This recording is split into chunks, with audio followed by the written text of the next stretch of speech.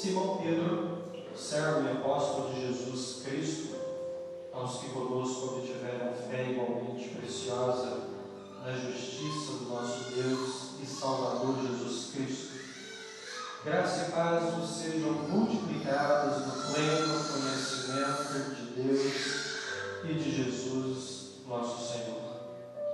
Visto como, pelo seu divino poder, nos têm sido doadas todas as coisas que conduzem à vida e à piedade pelo conhecimento completo daquele que nos chamou para a própria glória e virtude, pelas quais nos têm sido doadas as suas preciosas e muito grandes promessas, para que por elas nos torneis coparticipantes da natureza divina, livrando-vos da corrupção das paixões que há no mundo. Por isso mesmo vós, reunindo toda a vossa diligência, associai com a fé a virtude, com a virtude o conhecimento, com o conhecimento o domínio próprio, com o domínio próprio a perseverança, com a perseverança a piedade, com a piedade a fraternidade, com a fraternidade o amor. Porque estas coisas existindo em vós aumentando, fazem com que não sejais inativos, nem infrutuosos no pleno conhecimento de nosso Senhor Jesus Cristo. Pois aquele a quem estas coisas não estão presentes é cego, vendo só o que está perto, esquecido da purificação dos seus pecados de outrora. Por isso, irmãos, procurai com diligência cada vez maior confirmar a vossa vocação e eleição, porquanto, procedendo assim, não tropeçareis em tempo algum, pois desta maneira é que vos será amplamente suprida a entrada no reino eterno de nosso Senhor e Salvador Jesus Cristo. Te convido a orar comigo, para que Deus fale ao nosso coração. Pai amado, Deus maravilhoso, que a Tua poderosa palavra, Deus, venha ser ministrada no nosso interior, no nosso coração, conforme a Tua vontade. Nós temos aqui, ó Deus, o exemplo, Pai amado, do apóstolo Pedro, que nós devemos seguir. Nós temos aqui os Teus escritos, inspirados pelo Espírito Santo do Senhor, para que pudesse dirigir, ó Deus, o nosso coração, o nosso espírito, a nossa alma. Nós queremos ouvir a Tua voz, que seja o Senhor a ministrar em nós, que seja o Senhor a falar, que na simplicidade do Teu Espírito, ó Deus, essa mensagem venha ser edificante para nós, em nome de Jesus. Em nome de Jesus. Amém e amém.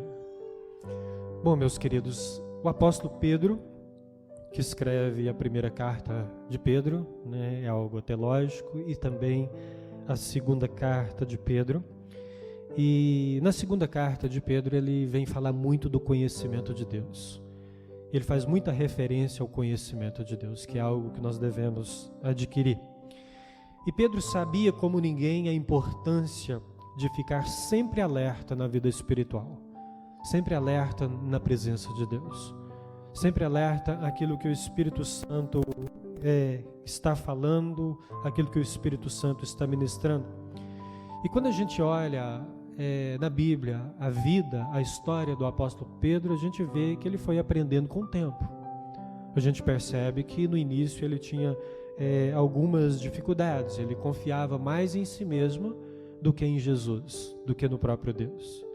Em algumas situações ele tentou resolver do seu jeito, né, quando ele cortou a orelha do soldado.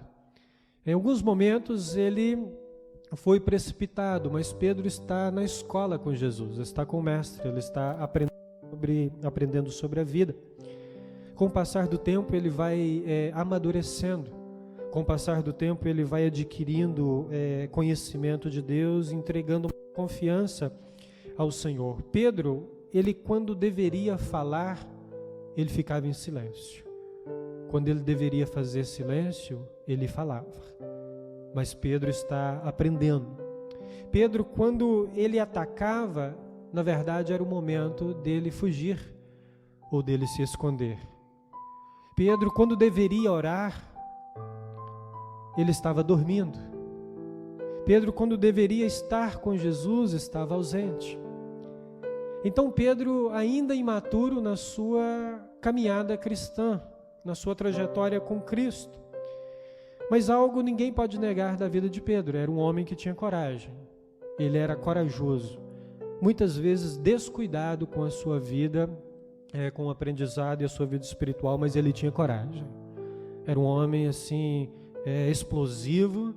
Você percebe quando você lê a vida de Pedro, mas quando veio a maturidade, essa coragem de Pedro, que amadureceu a sua fé, ele se tornou um grande homem do Senhor. Ele aprendeu algo muito importante, que é o conhecimento de Deus. Esse período que ele ficou com Jesus, ele não conheceu por completo, mas ele continuou crescendo. É por isso que ele vem e escreve essa carta, segunda carta de Pedro, para falar do conhecimento de Deus. Foi algo que ele aprendeu e é algo que ele traz para os nossos corações, para que a gente também aprenda. Assim como ele adquiriu esse conhecimento de Deus, ele escreve para que a gente também adquira esse conhecimento de Deus, e tanto é que ele fala por umas 13 vezes na carta a respeito de conhecer a Deus. Agora, como que é esse conhecimento de Deus? Não é um conhecimento apenas de uma compreensão intelectual a respeito de uma verdade. Não, é participar dessa verdade. Ou seja, não é um conhecimento apenas intelectual. É um conhecimento que você adquire através da experiência, para que você alcance vida eterna, para que você alcance salvação, porque esse é o propósito de Jesus ter morrido na cruz do Calvário em nosso lugar. O Evangelho de João, no capítulo 17, o versículo 3, diz que a vida eterna é esta, que te conheçam o único Deus verdadeiro e a Jesus a quem enviastes. Aí está a vida eterna. Então Pedro está escrevendo também para falar da promessa de Deus, como ele menciona no texto aqui que nós falamos, para falar a pessoas que esperam algo para a vida além daquilo que é simplesmente material. Alguém que espera algo mais da vida. E ele está dizendo, as promessas de Deus é esse algo a mais que nós buscamos, que nós queremos, que o nosso interior sente falta. É esse algo a mais que preenche o nosso vazio, é esse algo a mais que dá sentido para a vida. Para aqueles que esperavam algo mais da vida, ele vem falando dessas promessas que se cumprem em Jesus, porque ele diz, até mesmo a morte foi tragada por Jesus, foi vencida por Jesus. O Evangelho nos ensina na carta aos Coríntios. Então, aqueles que partem em Cristo Jesus, ainda que morra, nos diz o Evangelho de João, viverá. Essa é a maior e a melhor das promessas do Evangelho para as nossas vidas. Aos que esperam viver em paz, de certa forma, ele vai dizer que encontramos paz em Cristo, porque Cristo reconciliou no seu sacrifício o mundo. Por isso nós temos paz em Jesus. Aqueles que esperam ouvir Deus, Pedro vai nos ensinar. Ouça os ensinamentos de Jesus. Ouça as palavras que eu estou dizendo a vocês. Leia o que eu estou escrevendo a vocês, que vocês vão ouvir a voz de Deus, que vocês vão ouvir o direcionamento do Senhor. Nós sabemos que conhecemos a Deus, por enquanto, apenas o suficiente para a gente crer no Senhor e para a gente amar a Deus a ponto dele levar cada um de nós para morar com Ele um dia, porque um dia Deus chamará cada um de nós à tua santa presença. E aqueles que estão em Cristo Jesus, amando a presença do Senhor, têm a grande promessa da vida eterna. Talvez você olhe para o mundo e o que você espera é justiça. E o Evangelho vai nos ensinar que, de certa forma, haverá sim justiça. Há um tribunal de Cristo, soberano, sobre governadores, presidentes, reis, poderosos. Está acima de todos aquele que vive para sempre, o Criador de todas as coisas, o Senhor das nossas vidas. Sim, haverá injustiça para todas as injustiças cometidas por aqueles que não temem ao Senhor. Talvez você olhe para a sua vida e você espera de Deus a misericórdia por causa das suas falhas, dos teus pecados. E Pedro também nos ensina que em Cristo Jesus haverá sim misericórdia. Para que você compreenda tudo isso, é necessário que você adquira conhecimento de Deus. E por quê? Por que que Pedro escreve essa carta aos cristãos? Ele, como apóstolo, escrevendo para pessoas que já se converteram.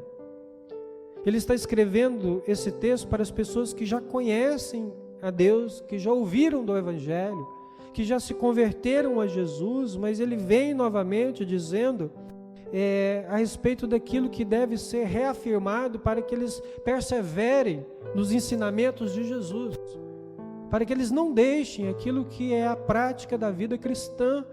E ele menciona aqui, por mais de uma vez, que todas as coisas nos foi concedida, tudo aquilo que é necessário para viver essa vida já nos foi dada através do sacrifício de Jesus. Então, aqueles que já entenderam devem caminhar nessa promessa firmes, a passos firmes da fé, a passos firmes na oração, a passos firmes nos ensinamentos de Jesus, porque a cruz do Calvário nos possibilita esse acesso direto a Deus.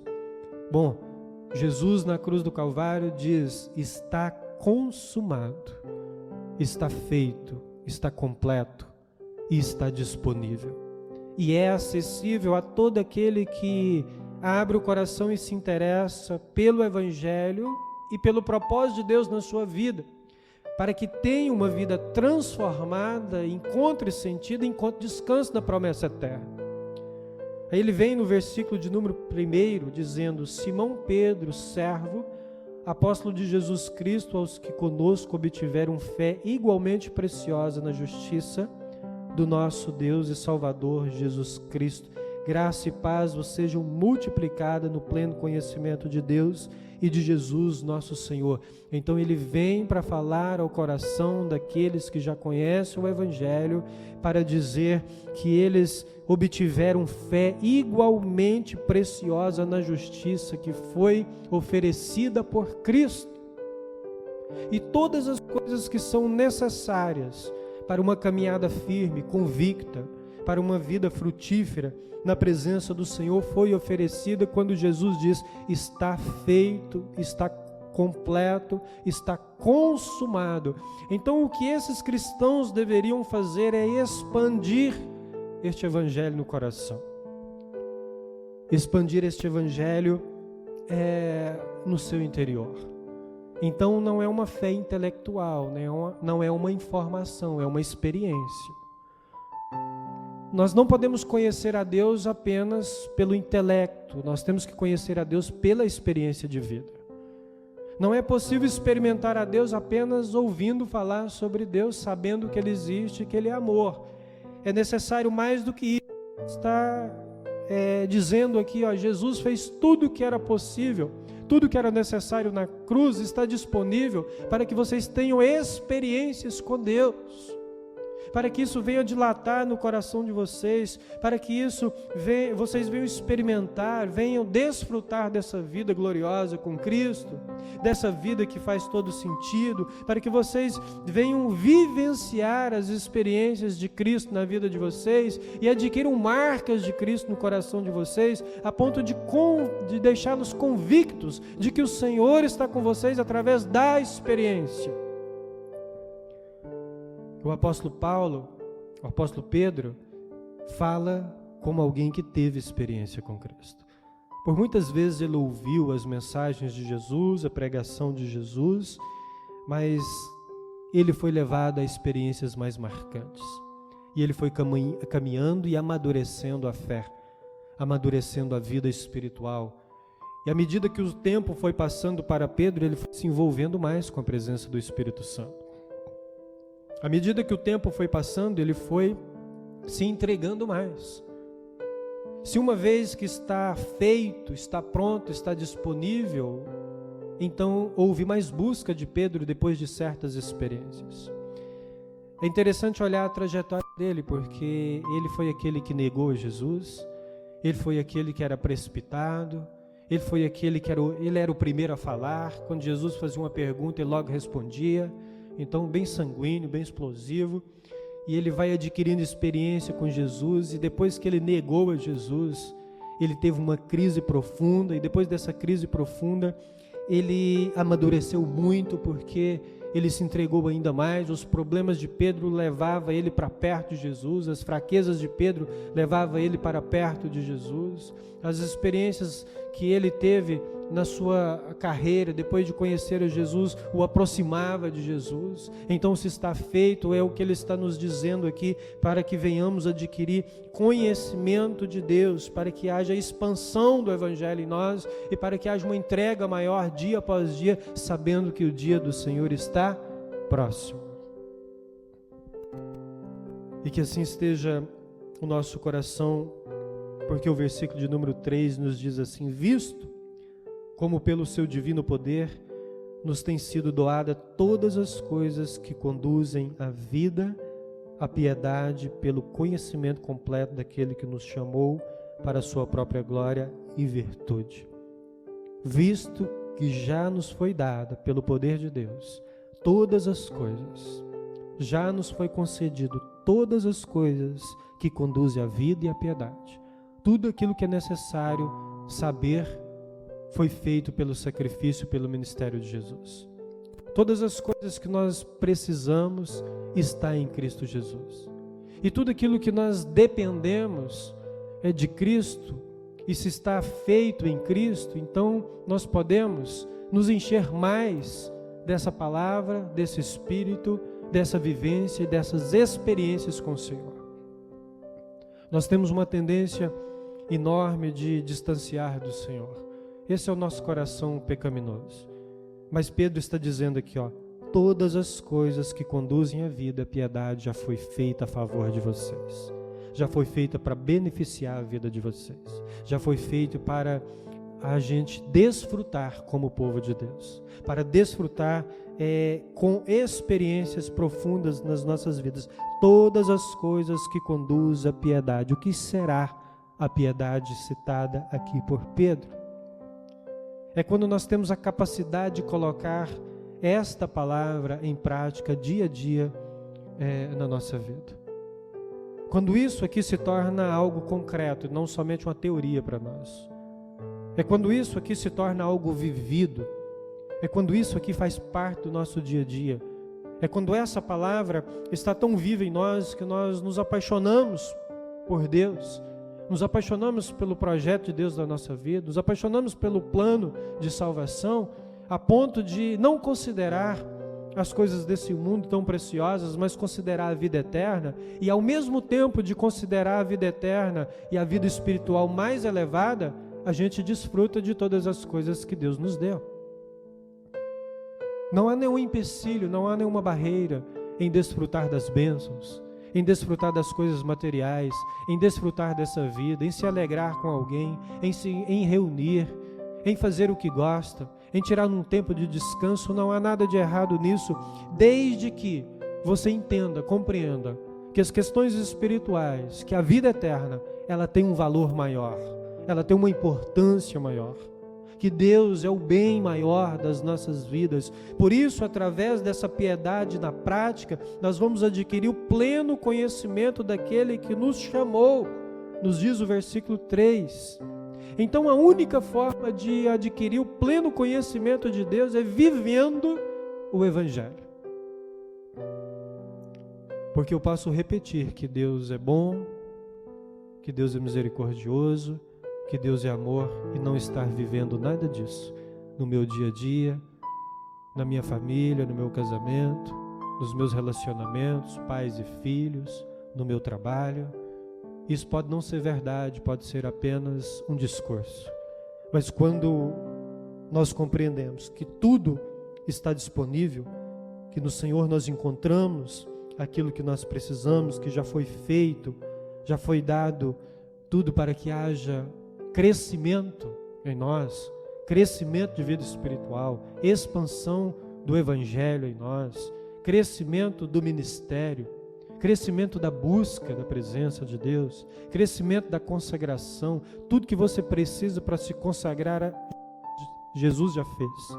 Tudo que você precisa para sustentar uma vida de oração, Jesus já fez por você. Tudo que você precisa para um ministério bem-sucedido, para uma vida bem-sucedida, espiritualmente, Jesus já realizou por você na cruz do Calvário. Ele diz aqui: todas as coisas foram feitas, consumado, está pronto, é só desfrutar e se entregar aquilo que é propósito de Deus para a sua vida. Então Jesus deixou tudo completo. Amém?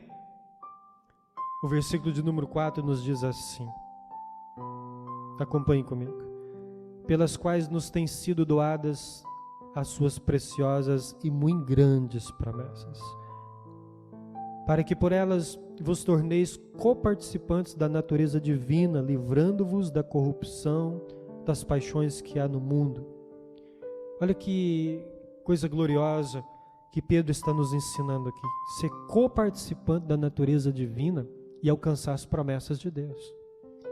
Então, se nós já aprendemos com Pedro que a única forma de conhecer a Deus é vivenciando, não dá para ser só na teoria, tem que experimentar, tem que se entregar, tem que se envolver, tem que abrir o coração, tem que haver interesse do nosso coração. Então nós vamos experimentar as promessas de Deus pelo mesmo caminho. Uma vez que conhecemos mais a Deus, confiamos mais em Deus, e nós temos mais contato com as promessas do Senhor, nós sabemos que elas vão se cumprir na nossa vida, para que tenhamos aí de fato uma vida com as promessas de Deus se cumprindo, e nós venhamos nos tornar parecidos, coparticipantes da natureza divina. É ser cristão. O significado de ser cristão é ser um pequeno Cristo, ou seja, é ser parecido com Cristo, semelhante a Deus. Os nossos atos semelhantes aos atos de Cristo. O nosso comportamento é semelhante ao comportamento de Cristo. Então nós vamos aprendendo de Deus a como ter uma vida espiritual elevada, a como alcançar sonhos, mas não somente sonhos para essa vida, mas sonhos de uma vida eterna, a qual Jesus falou muito sobre isso. Afinal, foi para isso que ele veio, para um reino espiritual, um reino eterno. Então as promessas de Deus, elas vão cumprindo em nós aquilo que é necessário, vai trabalhando o nosso coração quando ela vem através da experiência. E com qual o objetivo disso tudo na nossa vida? Qual que é o propósito? Qual que é o objetivo de Pedro estar nos ensinando isso? Para que a gente se torne divinamente humano, humanizado, para que a gente se importe, para que a gente se importe uns com os outros, para que a gente se preocupe. Se todas as coisas nos foram dadas, então isso é possível. Então, com qual objetivo nós fomos atraídos, chamados à presença de Deus? Para que também, como nos ensina o versículo 4, para ser libertos e livres da corrupção e das paixões que há no mundo, que arrasta o nosso coração muitas vezes e nos impede de uma entrega maior à presença de Deus. E a vida com Deus é uma vida incomparável. Às vezes nós pensamos assim: mas isso aqui vai me dar tanta alegria, e logo depois que a gente adquire aquilo, a gente quer outra coisa, porque não preencheu completamente. Veio aquele momento e passou. É assim quando a gente quer algo que nós gostaríamos de, que a gente sonha em adquirir. Depois que adquire, parece que ainda falta alguma coisa. E parece que a vida inteira é assim, ainda falta alguma coisa. E essa alguma coisa, a palavra de Deus nos ensina que é o propósito de Deus para nós, nosso coração. Que é essa presença íntima do Senhor. Que essa vida como experiência na presença de Deus, que é essa espiritualidade verdadeira, que é essa entrega verdadeira. Nós não sabemos dos nossos dias, mas esse texto ele vai nos ensinar que a vida ela deve ser crescente, que a caminhada com Cristo ela deve ser crescente, porque essas promessas tiram você do estado infantil da vida espiritual. Olha para a vida de Pedro, como ele começou a andar com Cristo, quanto era precipitado, né? Quando precisava fazer silêncio ele falava, quando precisava às vezes orar ele dormia, Quando precisava dar uma palavra de equilíbrio, ele explodia. Quando precisava dar uma resposta certa, ele só conseguia através da revelação do Espírito Santo de Deus. Não foi nem carne nem sangue que te revelou isso, mas foi o meu Espírito. Aí sim ele sabia dizer algo que vinha da parte de Deus, mas ele foi amadurecendo, porque foi expandindo. Depois que Jesus concluiu na cruz do Calvário, ele entendeu, depois de negar a Jesus, depois de passar essas crises, essas experiências, eu tenho tudo que eu preciso para uma vida melhor. Tenho tudo que eu preciso para uma vida profunda. Então essas paixões do mundo aqui do versículo de número 4 é uma libertação para nós. É uma libertação do nosso coração, libertação do nosso interior. E quando a gente volta aqui no versículo de número 3, é interessante porque vai dizer que ele nos chamou. Daquele que nos chamou, através da virtude do próprio Deus, ou seja, através da ação do próprio Deus, nós fomos chamados por Deus para vivenciar essa vida e glorificar o seu nome. E quando nós glorificamos o nome de Jesus, quando as pessoas veem a presença de Deus na nossa vida, essas pessoas podem ser abençoadas por nós. Quando elas são amadas verdadeiramente, elas podem ter um encontro verdadeiro com o Evangelho, o Espírito Santo pode ministrar no coração delas, e elas terem uma transformação de vida para uma vida melhor, uma vida espiritual mais elevada, para um encontro verdadeiro com Cristo e ter experiências com Cristo. Então essas pessoas vão sair da teoria para a prática do Evangelho. Para viver esse Evangelho dentro de casa, para viver esse Evangelho na igreja, para viver esse Evangelho no trabalho. É uma vida que está em constante transformação, porque para isso Cristo nos chamou, para viver em constante transformação, para adquirir maturidade espiritual. Em cima disso, ele nos traz uma lista a partir do versículo 5, dizendo: por isso mesmo vós, reunindo toda a vossa diligência, associai com a vossa fé a virtude, com a virtude o conhecimento. Então, se você tem consciência de que tudo que você precisa já está feito, está consumado, de tudo que você necessita já está pronto, está disponível, você pode acessar através da vida com Deus de oração, ele lança esse desafio para nós: reúne toda a vossa diligência, reúne todo o seu cuidado, reúne todas as suas forças, é o que ele está nos ensinando. Reúne toda a sua inteligência, toda a consciência que você adquiriu de Evangelho, todo o conhecimento que você adquiriu de Deus, e exercite. Ele está dizendo, tudo que você aprendeu, exercite. Reúna tudo que você tem de recurso e invista na piedade. E você vai associar na virtude, você vai associar essa virtude ao conhecimento, porque através da prática você adquire conhecimento. Essa virtude é a forma prática do Evangelho. A virtude é quando nós concretizamos aquilo que nós já sabemos na mente, mas tem que encher o coração. Encher o coração para que a gente consiga viver. Então, com todo cuidado, toda consciência, toda vontade, toda força, viva dessa forma. Com toda inteligência, você vai associar, você vai fazer essa ligação dessa virtude com a fé. A fé que vocês já aprenderam, que vocês já ouviram. Lembra que Pedro está escrevendo para aqueles que já haviam se convertido. Já tinham ouvido falar do Evangelho. Já tinham ouvido falar de Jesus. Então vocês vão associar uma coisa a outra e nisso vocês vão crescer espiritualmente, para que vocês não vivam estagnados e nem infrutíferos. Ele vai nos dizer logo à frente. Então essa virtude é capacidade de realizar. Você sabe da verdade? Então a virtude é capacidade para realizar, excelência. Nos dias de Pedro, os filósofos gregos, eles entendiam essa virtude como um cumprimento de algo. a gente pode adquirir essa aplicação para a nossa vida, o cumprimento de algo. Por exemplo, a terra tem um propósito de produzir frutos. Então, quando a terra produz fruto, ela está cumprindo o seu propósito. Agora, os meios, os nutrientes que ela usa para gerar frutos, árvores e frutos, essa é a virtude, essa é a excelência. O propósito é gerar frutos. Os meios que ela usa é a excelência, é a virtude, a capacidade. Os nutrientes é essa virtude. Então nós temos um propósito na nossa natureza, que Deus nos criou com um propósito, de andar na presença dEle. Os meios a qual eu vou usar para me aproximar de Deus é a virtude. A virtude é o quê? Capacidade de realizar, de viver isso na prática. Cumprimento de algo. Então eu vou cumprir o propósito de Deus na minha vida. Então nisso significa virtude.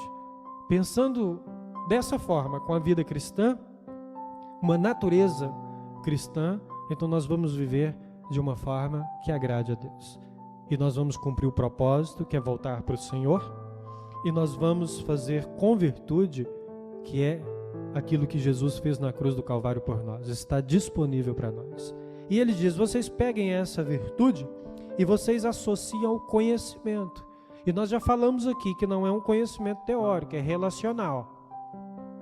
Então pegue aquilo que vocês têm capacidade de realizar, de fazer, e associe a experiência com Deus.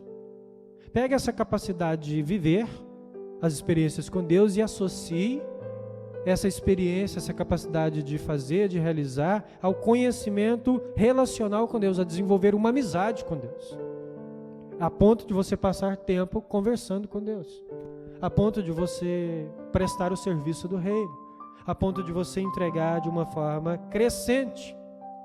Então, a ideia que o texto nos dá aqui, que a palavra nos dá, é de uma vida espiritual crescente. Nós temos que entrar por todos esses estágios para que de fato conheçamos a Deus.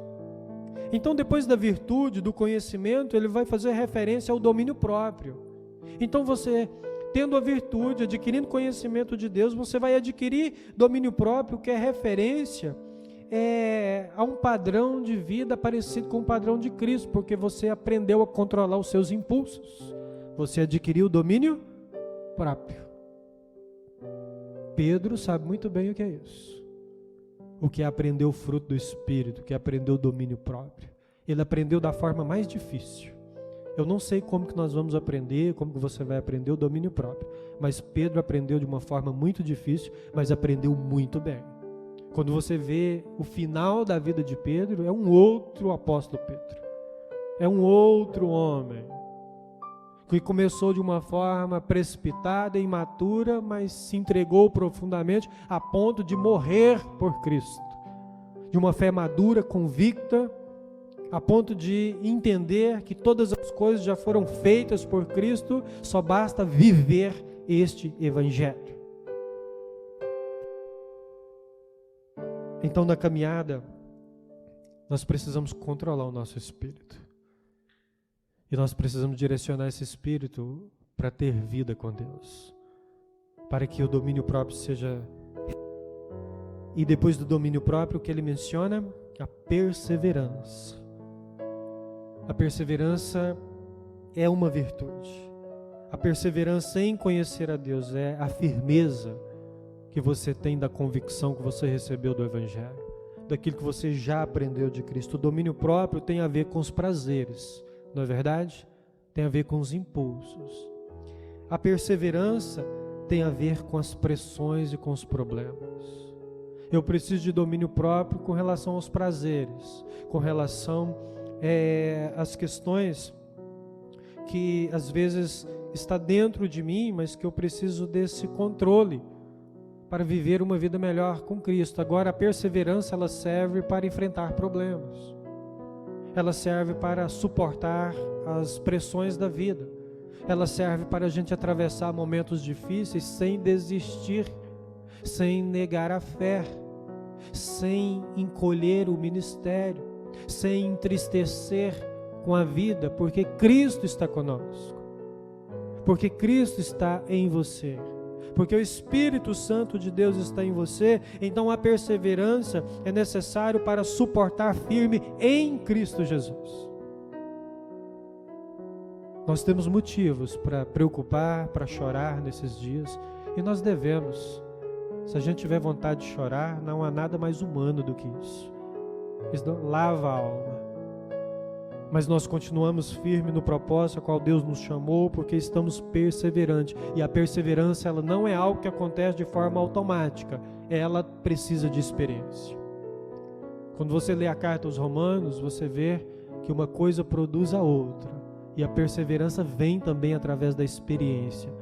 Só depois da perseverança que você vai adquirir maturidade. Então não há um evangelho teórico, há um evangelho prático. Não há uma vida de oração na imaginação, há uma vida de oração dos joelhos que se dobram. Não há conhecimento de Deus se nós não temos um contato, uma leitura da palavra do Senhor, se é a palavra de Deus que nos fala a respeito dele. Então, como que eu vou saber tudo que está aqui para a minha vida? Quando você vem, adquire, fica a par de tudo que está escrito.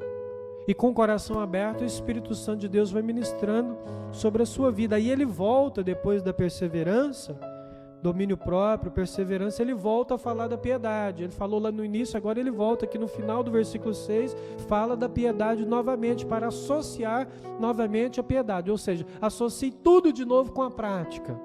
Mas associa uma prática com um coração bondoso e misericordioso, para que vocês não se tornem brutos, para que vocês não se tornem arrogantes ou ignorantes com relação às verdades ditas aqui. Então é praticando e quebrantando o coração.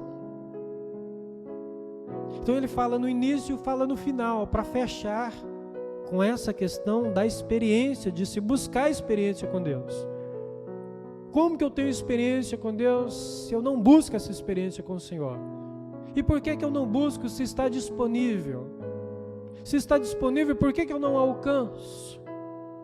Eu alcanço quando meu coração se abre, se inclina e deseja isso, tem fome de Deus, tem sede de Deus, tem interesse pelo Evangelho, quer uma experiência diferente daquelas que a maioria tem, que é uma experiência com o Espírito Santo do Senhor que transforma o meu interior. E a partir a vida se torna diferente, os relacionamentos não são mais os mesmos, são elevados. E ele vai dizer no final a respeito da fraternidade. É algo que Pedro também teve que aprender, porque vamos ser honestos. Quando a gente lê os evangelhos e a vida dos discípulos, eles tinham problemas entre eles. Eles viviam discutindo entre eles. Quem que é o maior, Jesus? Aquela mania de grandeza. Quem de nós que é o maior? Tem uma mãe que chega para Jesus e fala: Jesus, eu tenho 2 filhos, coloca um do seu lado esquerdo, outro do seu lado direito. O povo tinha essas coisas. Eles tinham discussões entre eles. Eles tinham desentendimento entre eles. Então o que Pedro, quando ele fala da fraternidade aqui, é porque Pedro, ele que vivia discutindo, ele que era explosivo, ele que era sanguíneo, teve que aprender o que é amar o seu próximo e ser fraterno. Teve que aprender o que é comunhão, o que é conviver, o que é caminhar junto, o que é congregar junto, o que é fidelidade. Pedro teve que aprender com Jesus o que é fidelidade. Teve que aprender com Jesus o que é lealdade, o que é caráter. Teve que aprender com Jesus o que é ter um coração de um discípulo, o que é ter vida transformada. Ele fala de fraternidade porque ele fala de algo que ele teve que aprender: a consideração pelo próximo, a consideração pelo seu irmão, o companheirismo, o afeto. Pedro teve que aprender isso, e Pedro aprendeu muitas coisas de forma difícil, mas aprendeu. Porque a vida não estagnou. E para fechar, fala do amor. Fraternidade, com a fraternidade o amor, porque sem amor nada se aproveita. Se você não congrega com amor, se você não vem aqui com amor, se você não tem um casamento com amor, Se você não ama seus pais, não ama os teus filhos, não ama o trabalho que você tem, se você não ama a vida, se você não ama Jesus, tudo é o eixo, o vínculo, é o amor. Todas essas coisas ele fecha falando a respeito do amor. O amor é que vai deixar os corações de vocês dóceis, que vai fazer de vocês pessoas mais humanas. Essas virtudes estão relacionadas umas com as outras. Percebe que ele vai relacionando, ligando uma a outra. Lá no início ele fala associai. Aí no versículo de número 5, aí ele vai associando uma a outra. Porque quando você pratica uma, você desenvolve a outra. Tem como eu aprender só uma, mas quando você aprende uma dessas, você vai desenvolver todas as outras. E isso vai se tornando crescente, porque a palavra que ele nos dá aqui no versículo de número 8 é a seguinte: porque estas coisas existindo em vós e em vós aumentando. Em vós o quê? Aumentando. Pedro está dizendo tudo isso, pratique e que isso venha aumentar no coração de vocês, que no decorrer das experiências da vida, da caminhada, vocês venham aumentando a piedade, a fraternidade, o amor, venha aumentando em você aquilo que foi dito anteriormente, o domínio próprio, venha aumentando o conhecimento de Deus, venha aumentando o serviço, vem aumentando a entrega, vem aumentando a busca, tudo isso seja crescente, vem aumentando, aumentando, aumentando, até chegar à estatura de um homem perfeito. Nós não somos perfeitos. Essa é uma expressão da palavra de Deus para dizer, para falar daqueles que estão em Cristo Jesus, porque chegarão à perfeição quando partir para a vida eterna. Então é algo que deve haver um crescimento espiritual. E para isso você precisa amar muito este Evangelho. E não é um amor apenas de relacionamentos, mas é um amor sacrificial. Esse é o modelo de amor que nós aprendemos de Jesus. Jesus fez um amor sacrificial. Sacrificou o que foi preciso para que nós pudéssemos ter vida. Amém? Então, às vezes é necessário a gente sacrificar algo. Por amor a Cristo, por amor ao Evangelho. Então, o versículo 8 traz crescimento espiritual, falando desse amor, desse aumento. Aumentando, fazem com que não sejais nem inativos, nem infrutuosos do pleno conhecimento de nosso Senhor Jesus Cristo. Então, quando essas virtudes, todas essas características vão aumentando, ela evita que a gente tenha uma vida estagnada. Evita uma vida paralisada, uma vida que não tem frutos. Qual é o proveito de uma árvore que não tem frutos? Ela tem pouca serventia, ela projeta uma sombra. Mas é muito melhor quando ela produz frutos. Quando você chega numa árvore, ela tem vida, a folhagem está verde. Ela projeta uma sombra gostosa, mas ela tem frutos, você ainda pode comer. Você ainda pode se alimentar disso. É uma vida, uma árvore muito melhor. Ele está dizendo, pratique tudo isso para que vocês não sejam infrutíferos. Para que vocês não sejam inativos, estagnados na vida espiritual. A ordem aqui é crescer.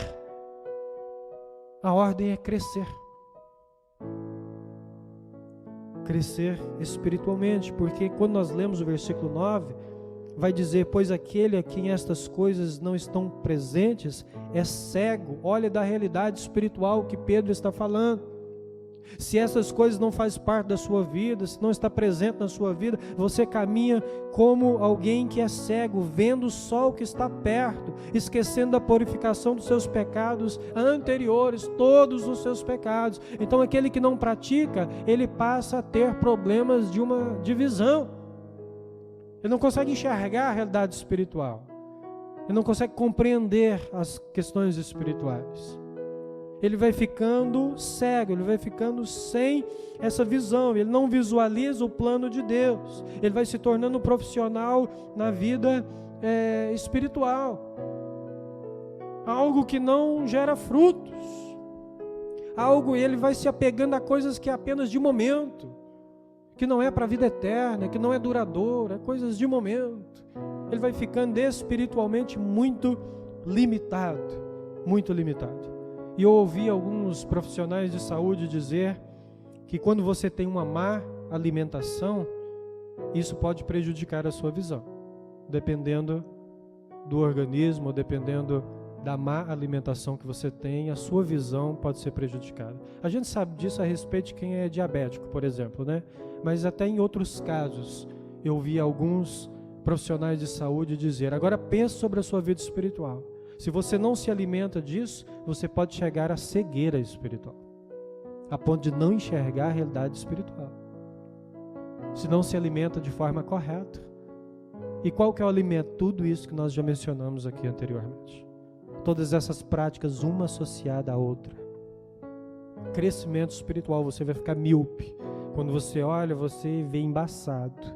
Você não sabe definir mesmo, assim, ao certo o que você está enxergando. Se vocês encontrar a Dayana aí na rua e ela não te cumprimentar, não fique chateado, viu? Ela não enxerga de longe. Então, se ela estiver sem óculos, ela não vai te reconhecer. Nossa, a Dayana não me cumprimentou. É porque a vista não está boa. Para essa correção da visão, da vista, no sentido espiritual, é necessário esse alimento aqui correto, para que haja saúde espiritual e você consiga ver o que Deus tem para a sua vida, o que Deus tem para a sua casa, as coisas que Deus quer realizar através de você e da sua vida. Ao ponto que o versículo de número 10 vai nos dizer: por isso, irmãos, procurais com diligência, ou seja, com cuidado cada vez maior, confirmar a vossa vocação e eleição, porquanto, procedendo assim, não tropeçareis em tempo algum. Olha que coisa poderosa para a nossa vida espiritual. Se assim vocês procederem, em tempo algum vocês vão tropeçar. Por quê? Porque estão enxergando bem. Porque a visão está limpa, está ampla. A visão espiritual está fazendo a leitura correta.